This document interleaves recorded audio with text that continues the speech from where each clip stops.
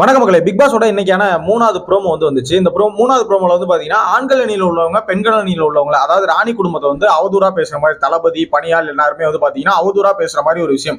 அதாவது இவங்க எல்லாம் ஒரு மக்களா, இவங்க ஒரு ராணி, இவங்களுக்கு ஒரு தளபதி, இவங்களுக்கு ஒரு பணியால், இவங்க எல்லாம் ஒரு மக்களா அப்படிங்கிற மாதிரி ஒரு விஷயம், இவங்கெல்லாம் ஒரு நாடா அப்படிங்கிற மாதிரி ஒரு விஷயம் கலாய்ச்சி பேசியிருந்தாங்க இல்லையா ஆண்கள் அணி. ஸோ அந்த விஷயத்துல என்ன நடந்துச்சு, யார் மேல என்ன தவறு இருக்கு அப்படின்னு நான் டீட்டெயிலா சொல்றேன். ஸோ அது என்னன்னு பார்க்கறதுக்கு முன்னாடி நீங்க நம்ம சேனல புதுசா போயிட்டா மறக்காம நம்ம சேனலை சப்ஸ்கிரைப் பண்ணிக்கோங்க. இந்த வீடியோக்கு ஒரு லைக் கொடுத்தீங்க அப்படின்னா இந்த மாதிரி லைவ் அப்டேட் உடனுக்குடனே நான் போட்டுட்டு இருக்கேன். அது கொஞ்சம் எனக்கு ஒரு மோட்டிவேஷனலா இருக்கும். நீங்க கொடுக்குற ஒரு லைக் எனக்கு ஒரு சப்போர்ட்டா இருக்கும். ஸோ அதனால நம்ம சேனலுக்கு ஒரு சப்போர்ட் பண்ணுங்க, மறக்காம ஒரு லைக் கொடுத்துருங்க. சரியா? இப்போ அந்த மூணாவது ப்ரோமோல நடந்த விஷயம் என்ன நடந்துச்சு அப்படின்னு டீட்டெயிலா சொல்லிடுறேன். சரிங்களா? இவங்க அவதூறா பேசினாங்க. இதுக்கு எல்லாத்துக்கும் முன்னாடி ஒரு விஷயம் நடந்துச்சு. என்னன்னா காலையில ஒரு விஷயம் நடந்துச்சு. பெண்கள் அணியில இருந்து பெண்கள் அணி வீட்டுக்குள்ள ஆண்கள் அணியில இருந்து பாத்தீங்கன்னா முத்துக்குமரன் ஒரு மனநிலை பாதிக்கப்பட்ட மாதிரி ஒரு கேரக்டர் பண்ணியிருக்காரு. அது எப்படி சொல்றது அப்படின்னா, நீங்க அதிகமா ரீல்ஸ் பார்த்திருப்பீங்க. இன்னைக்கு இன்ஸ்டால எல்லாம் ரீல்ஸ் பார்த்திருந்தீங்க அப்படின்னா ஒரு விஷயம் ராணுவ அரசரை பாட்டு போடுவாங்க, வாழ்த்தி அரசனானோ அப்படிங்கிற மாதிரி ஒரு பாட்டு போடுவாங்க. கடைசியில முடிக்கும் போது பாத்தீங்கன்னா முத்துக்குமரன் அவன் அரசனே இல்லை அப்படின்னு சொல்லுவார் இல்லையா. சோ இது எல்லாமே பாத்தீங்கன்னா ராணுவம் கலாய்க்கிறது இல்ல, மனநிலை பாதிக்கப்பட்ட மாதிரி ஒரு கேரக்டரா பாத்தீங்கன்னா முத்துக்குமரன் பண்ணிட்டு இருக்காரு. சோ அந்த ஒரு விஷயத்துல பாத்தீங்கன்னா முத்துக்குமரன் இந்த சமைக்கிறதுல ஹெல்ப் பண்ற மாதிரி, விசாலோட ஹெல்ப் பண்ணணும் மக்களும், அதாவது இந்த நாட்டோட பிரஜை தானே ஆண்கள் நாட்டோட. சோ அந்த சமயக்காரனா விசால் போய் சமைக்கும் போது அந்த இடத்துல முத்துக்குமரன் ஹெல்ப் பண்ணணும் அப்படிங்கிற மாதிரி ஒரு கண்டென்ட் வச்சிருக்காங்க.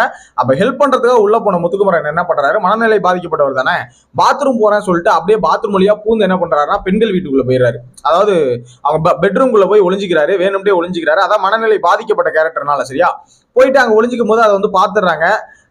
இவங்க தளபதி பாத்துறாங்க. தளபதி பார்த்துட்டு அவர் சிறைபிடிச்சு கொண்டு இந்த மாதிரி பனிஷ்மெண்ட் கொடுக்கணும் அவரை கூட்டு விசாரிக்கிறாங்க. ராணி, ராஜகுரு எல்லாரும் பேசும்போது அவன் மனநிலை பாதிக்கப்பட்டவன் அப்படின்னு சொல்றாங்க.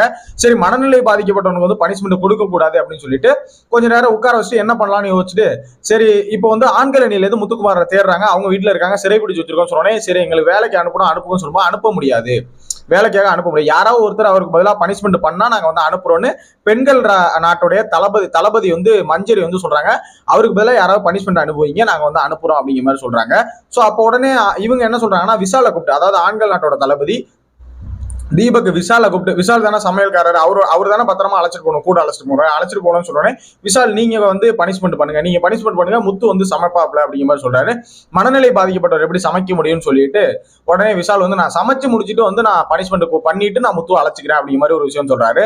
உடனே சரி அப்பனா பிரச்சனை இல்லை, இருக்கட்டும், அவர் சமைச்சு முடிக்கிற வரைக்கும் முத்து அங்கேயே இருக்கட்டும் சொன்ன உடனே பெண்கள் முதல்ல கலாய்க்க ஆரம்பிக்கிறாங்க. என்ன கலாய்க்கிறாங்கன்னா, ஒரு ஒரு நாட்டோட கரெக்டான பாயிண்ட், அது கலாய்க்கிறது இல்ல, கரெக்டான பாயிண்ட் கேட்டாங்க. என்ன கேட்டாங்கன்னா, ஒரு நாட்டோடைய பிரஜை இங்க சிறையில மாட்டிட்டு இருக்காங்க அப்படிங்கும்போது அதை பத்தி கவலைப்படாம தன்னை பத்தி சமைக்கணும் அதை பத்தி மட்டும் கவலைப்படுறாங்களே அந்த அரசர் எல்லாருமே. சோ இதை எப்படி சொல்றது அப்படிங்கிற மாதிரி அந்த பாயிண்ட் வச்சு சொல்லி மீன் பண்ணி காமிச்சாங்க. சோ அதுக்கப்புறம் ஜெஃப்ரி ஒரு 100 தோப்புக்காரனை போட்டாரு. சரிங்களா? 100 தோப்புக்காரனை போட்டுட்டு முத்துக்குமரனை அழைச்சிட்டு வந்தாங்க. முத்துக்குமரனை அழைச்சிட்டு இந்த வந்தாங்க. சரிங்களா? அந்த டாஸ்க்ல இருந்து விடுபட்டு கொண்டு வந்தாங்க. சோ அதுக்கப்புறம் என்ன ஆச்சு அப்படின்னா, இப்போ ஈவினிங் இந்த செங்கோல் திருட்டெல்லாம் போயிட்டு இருக்கு இல்லையா, அதே கண்டென்ட்ல சௌந்தர்யா, அதாவது பெண்கள் அணியில இருக்கக்கூடிய சௌந்தர்யா ஆண்கள் வீட்டுல ஏதாவது திருடணும் அப்படிங்கிறதுக்காக அந்த கோட்டை தாண்டி இந்த வந்துடுறாங்க. சோ அதை கையங்களவுமா ஆண்கள் அணியில உள்ளவங்க பிடிச்சிடறாங்க. சோ பிடிச்ச உடனே என்ன நடக்குதுன்னா, கூப்பிட்டு வேற மாதிரி எதுவும் பனிஷ்மெண்ட் அவங்கள பண்ண சொல்லுங்க இவங்களை பண்ணலாம் சொல்லல. கூப்பிட்டு இந்த மாதிரி அரசன் நான் பண்ண தப்பு, நான் வந்த தப்பு, இந்த மாதிரி நான் இந்த அரசனை அதாவது நம்ம இங்க இருக்கிற ராணுவ அரசன் இருக்கான்ல, வீரகேசரி ராணுவ அரசன் ஒருத்தன் இருக்கான்ல, ராஜநாட்டோட அரசன், அவனுக்கு தலை வணங்குற அப்படின்னு சொன்னதை இவங்க சௌந்தர்யா சொல்ல முடியாது, நான் என்னோட ராணிக்கு மட்டும்தான் தலை வணங்குவேன் அப்படிங்கிற மாதிரி சொன்னாங்க. சோ அது ஒரு பயங்கரமான சீன், உண்மையிலேயே சீரியஸா நல்லா இருந்துச்சு. என்னோட ராணிக்கு மட்டும்தான் நான் தலை வணங்குவேன், வேற யாருக்கும் தலை வணங்க மாட்டேன் அப்படின்னு சொன்னது. சோ அதனால உடனே பாய்ஸ் டீம் என்ன சொல்லிட்டாங்கன்னா, பரவாயில்ல நீ இங்கே உட்காந்துருமா, நீ போக வேணாம், ஒன்னும் பிரச்சனை, நீ சொல்றதா இருந்தா சொல்லிட்டு போ, இல்லைன்னா நீ இங்கே உட்காந்துரு அப்படிங்கிற மாதிரி சொல்லிட்டாங்க. சோ அது கொஞ்ச நேரம் அந்த டைமிங் போச்சு. அதுக்கப்புறம் டக்குன்னு ஜெஃப்ரி ஆரம்பிக்கிறாரு.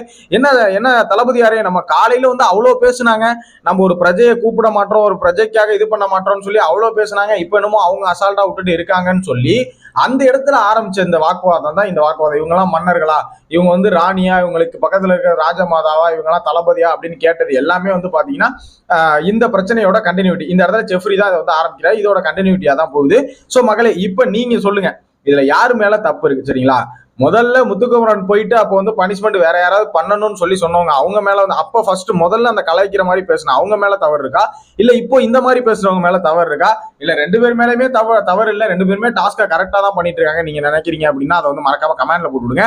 சௌந்தர்யா சொன்னதை பத்தி உங்களோட கருத்து என்ன? ராணியை தவிர வேற யாருக்கும் நான் வந்து தலை வணங்க மாட்டேன்னு சொன்னதை பத்தி உங்களோட ஒப்பீனியன் என்ன அப்படிங்க மறக்காம கமெண்ட்ல போட்டு விடுங்க. நெக்ஸ்ட் வீடியோ மீட் பண்றேன். மறக்காம இந்த வீடியோக்கு லைக் பண்ணி சப்போர்ட் பண்ணுவீங்க நம்புறேன். நெக்ஸ்ட் வீடியோ மீட் பண்றேன். தேங்க்யூ ஃபார் வாட்சிங். பை.